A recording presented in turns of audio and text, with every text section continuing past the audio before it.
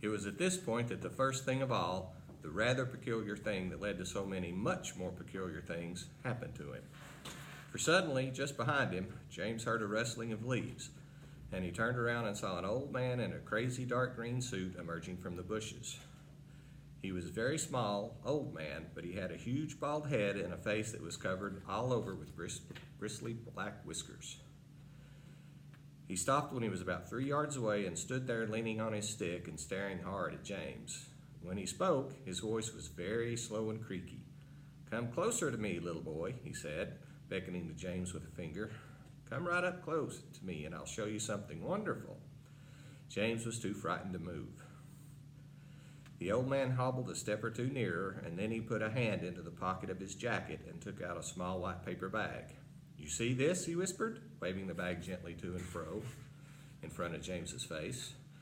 "You know what this is, my dear? You know what's inside this little bag?" Then he came nearer still, leaning forward and pushing his face so close to James that James could feel breath blowing on his cheeks. The breath smelled musty and stale and slightly mildewed, like the air in an old cellar. "Take a look, my dear," he said, opening the bag and tilting it toward James.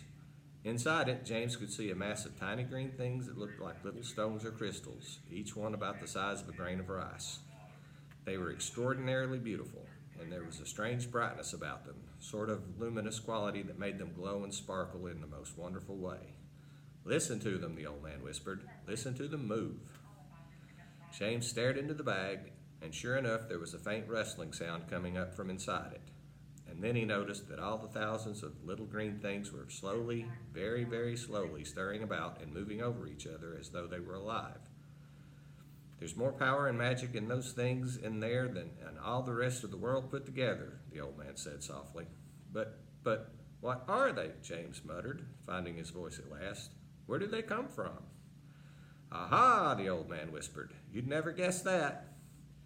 He was crouching a little now and pushing his face still closer and closer to James until the tip of his long nose was actually touching the skin on James's forehead. Then suddenly he jumped back and began waving his stick madly in the air. "Crocodile tongues," he cried. 1,000 long, slimy crocodile tongues boiled up in the skull of a dead witch for 20 days and nights with the eyeballs of a lizard. Add the fingers of a young monkey, the gizzard of a pig, the beak of a green parrot, the juice of a porcupine, and 3 spoonfuls of sugar. Stew for another week, and then let the moon do the rest. All at once he pushed the white paper bag into James's hands and said, "Here, you take it. It's yours." James Henry Trotter stood there clutching the bag and staring at the old man. "And now," the old man said, "all you've got to do is this. Take a large jug of water and pour all the little green things into it. Then very slowly, one by one, add 10 hairs from your own head. That sets them off. It gets them going. In a couple of minutes, the water will begin to froth and bubble furiously. And as soon as that happens, you must quickly drink it all down, the whole jug full, in one gulp. And then, my dear, you will feel it churning and boiling in your stomach, and steam will start coming out of your mouth, and immediately after that, marvelous things will start happening to you. Fabulous, unbelievable things. And you will never be miserable again in your life. Because you are miserable, aren't you? You needn't tell me. I know all about it. Now off you go and do exactly as I say. And don't whisper a word of this to those 2 horrible aunts of yours. Not a word. And don't let those green things in there get away from you either. Because if they do escape, then they will be working their magic upon somebody else instead of upon you. And that isn't what you want at all, is it, my dear? Whoever they meet first, be it bug, insect, animal, or tree, that will be the one who gets the full power of their magic. So hold the bag tight. Don't tear the paper. Off you go. Hurry up. Don't wait. Now's the time. Hurry." With that, the old man turned away and disappeared into the bushes. The next moment, James was running back toward the house as fast as he could go. He could do it all in the kitchen, he told himself, if only he could get in there without Aunt Sponge and Aunt Spiker seeing him. He was terribly excited. He flew through the long grass and the stinging nettles, not caring whether he got stung on his bare knees. And in the distance, he could see Aunt Sponge and Aunt Spiker sitting in their chairs with their backs toward him.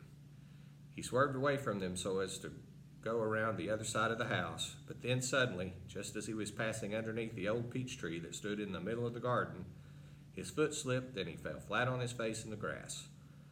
The paper bag burst open as it hit the ground, and the thousands of tiny green things were scattered in all directions. James immediately picked himself up onto his hands and knees and started searching around for his precious treasures. But what was this? They were all sinking into the soil. He could actually see them wiggling and twisting as they burrowed their way downward into the hard earth. And at once he reached out a hand to pick up some of them before it was too late, but they disappeared right under his fingers. He went after some others, and the same thing happened. He began scrambling all about frantically in an effort to catch hold of those that were left, but they were too quick for him. Each time the tips of his fingers were just about to touch them, they vanished into the earth. And soon, in the space of only a few seconds, every single one of them had gone. James felt like crying. He would never get them back now. They were lost, lost, lost forever. But where had they gone to? And why in the world had they been so eager to push down into the earth like that? What were they after? There was nothing down there, nothing except the roots of the old peach tree and a whole lot of earthworms and centipedes and insects living in the soil. But what was it that the old man had said? Whoever they meet first, be it bug, insect, animal, or tree, that will be the one who gets the full power of their magic. Good heavens, thought James.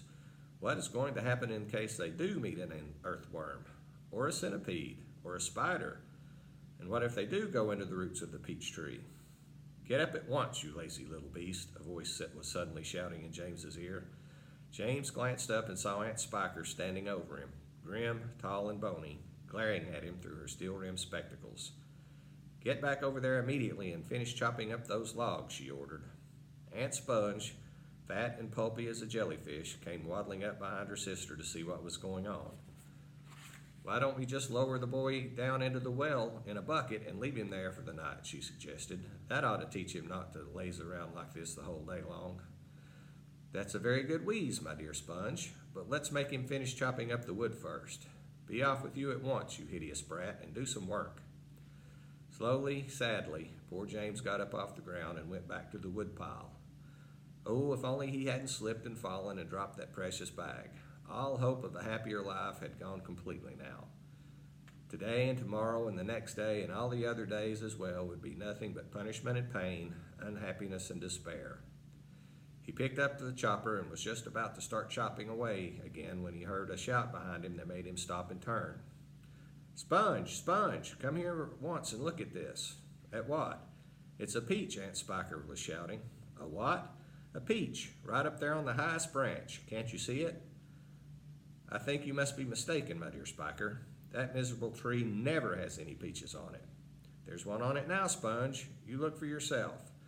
You're teasing me, Spiker. You're making my mouth water on purpose when there's nothing to put into it. Why, that tree's never even had a blossom on it, let alone a peach. Right up on the highest branch, you say? I can't see a thing. Very funny. Ha ha. Good gracious me. Well, I'll be blowed. There really is a peach up there.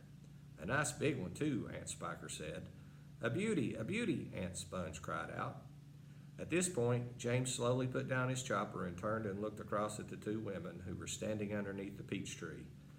Something is about to happen, he told himself. Something peculiar is about to happen any moment. He hadn't the faintest idea what it might be, but he could feel it in his bones that something was going to happen soon. He could feel it in the air around him, in the sudden stillness that had fallen upon the garden. James tiptoed a little closer to the tree. The ants were not talking now. They were just standing there, staring at the peach. There was not a sound anywhere, not even a breath of wind, and overhead the sun blazed down upon them out of a deep blue sky. It looks ripe to me, Aunt Spiker said, breaking the silence. Then why don't we eat it, Aunt Sponge suggested, licking her thick lips. We can have half each. Hey you, James, come over here at once and climb this tree. James came running over. I want you to pick that peach up there on the highest branch, Aunt Sponge went on. Can you see it? Yes, Auntie Sponge, I can see it. And don't you dare to eat any of it yourself. Your Aunt Spiker and I are going to have it between us right here and now, half each. Get on with you. Up you go. James crossed over to the trunk. "Stop," Aunt Spiker said quickly. "Hold everything." She was staring up into the branches with her mouth wide open and her eyes bulging as though she had seen a ghost. "Look," she said. "Look, Sponge, look." "What's the matter with you?" Aunt Sponge demanded. "It's growing," Aunt Spiker cried. "It's getting bigger and bigger." "What is?" "The peach, of course." "You're joking." "Well, look for yourself." "But, my dear Spiker, that's perfectly ridiculous. That's impossible. That's... Now, wait just a minute. No, that can't be right. No, yes, great Scott. The thing really is growing. It's nearly twice as big already," Aunt Spiker shouted. "It can't be true." "It is true. It must be a miracle. Watch it, watch it." "I am watching it." "Great heavens alive," Aunt Spiker yelled. "I can actually see the thing bulging and swelling before my eyes."